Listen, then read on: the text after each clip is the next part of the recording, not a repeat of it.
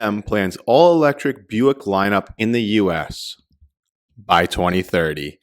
Ladies and gentlemen, the competition is coming. Buick is the latest premium car brand to say it will eliminate internal combustion engines. GM plans to convert Buick's vehicle lineup to all-electric in North America by the end of the decade, targeting a fresh start for the 119-year-old brand. GM said Wednesday that the planned introduction of a new electric sports utility vehicle in 2024 would mark the beginning, keyword there, the beginning of Buick's conversion to an all-EV portfolio.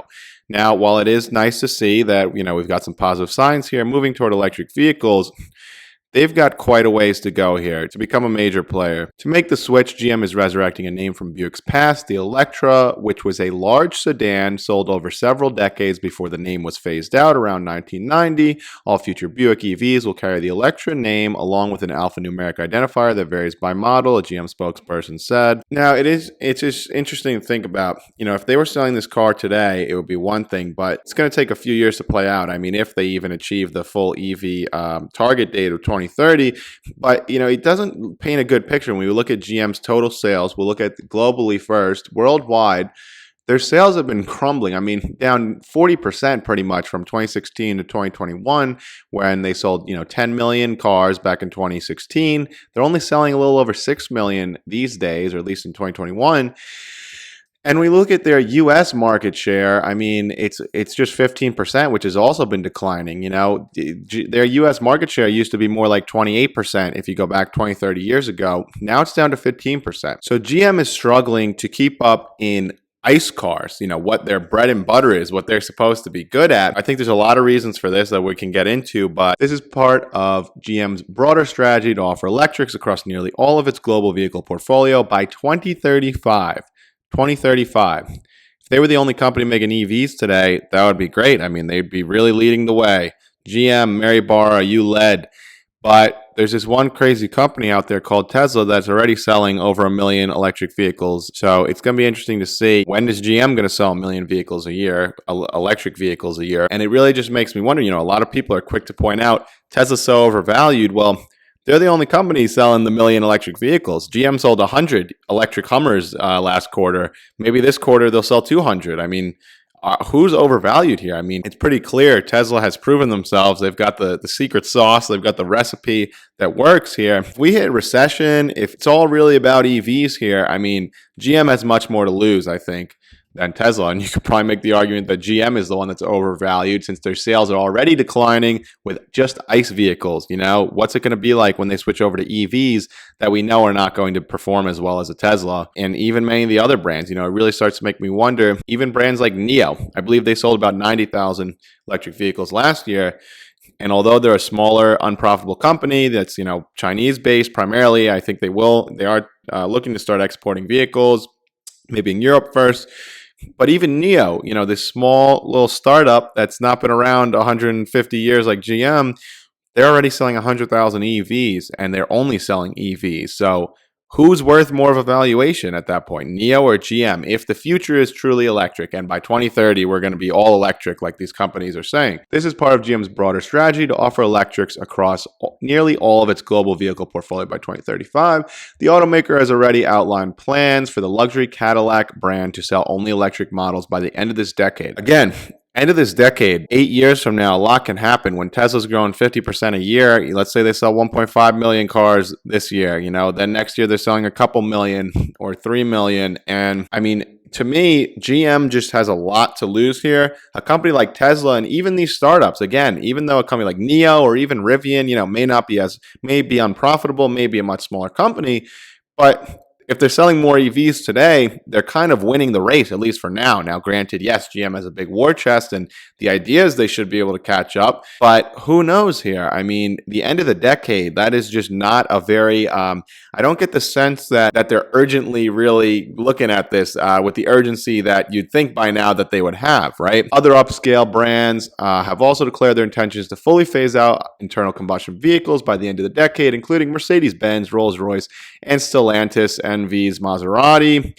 Automakers are working to meet stricter tailpipe emission standards while also responding to the rise of EV leader Tesla Wow, look at that. The Wall Street Journal even calls it how it is. The EV leader Tesla. Can't even get the president of the United States to say that. It's incredible. Whose market share has eclipsed that of some luxury brands in major markets?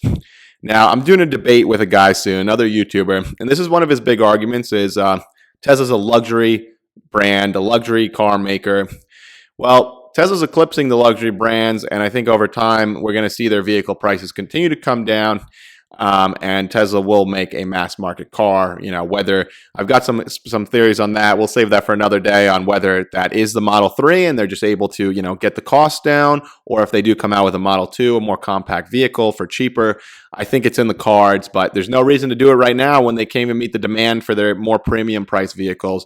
But anyway, Tesla, the EV leader, actually sells electric vehicles, 1 million of them today as things stands, over 1 million if we're looking at a 12-month run rate.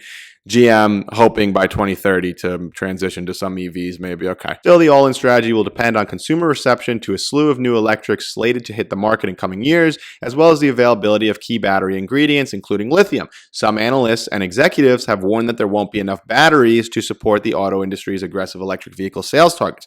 Now, this is another huge problem that, again, to me, the incumbents, if you will, the ICE manufacturers like GM, even Ford, they have more to lose here when Tesla has proven they've got the supply chains. They do a lot in-house. They're vertically integrated. They're better equipped to weather a storm here. And let's say, even if GM Ford do make the full transition over to EVs quicker, which is not going to happen because they're cannibalizing their ICE business.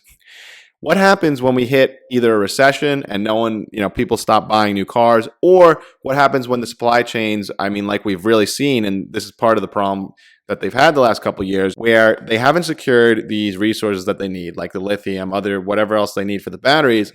Tesla's proven time and time again that they've secured the supply chain. They've figured it out. They know what they're doing. And also, they're better able to weather the storm because they're running an agile company, a very efficient company, right? A slowdown here, if there's a battery shortage, if there's a material shortage, it's going to hurt the other companies more than Tesla, who have to sell millions and millions of vehicles at very low margins, where Tesla can sell fewer vehicles and make more because their profit margins, their automotive gross profit margins are an unheard of around 30-31% right now, compared to other automakers, which maybe are netting 5-10% if they're lucky. Maybe. That's a big if. It probably comes in lower than that. So they're the ones that are going to bear the brunt of, a downturn. Now, here's where it really puts things in perspective. Ready for this? In North America, Buick has long been positioned as a premium name, generally priced above GM's mainstream Chevrolet brand and below Cadillac, while Buick's U.S. market share has been stable at around 1.2% for the past several years. It has lost nearly half of its market share since 2001. Think about that. This is a brand that is on its way out. Okay, check out this chart on the screen to just put it in perspective.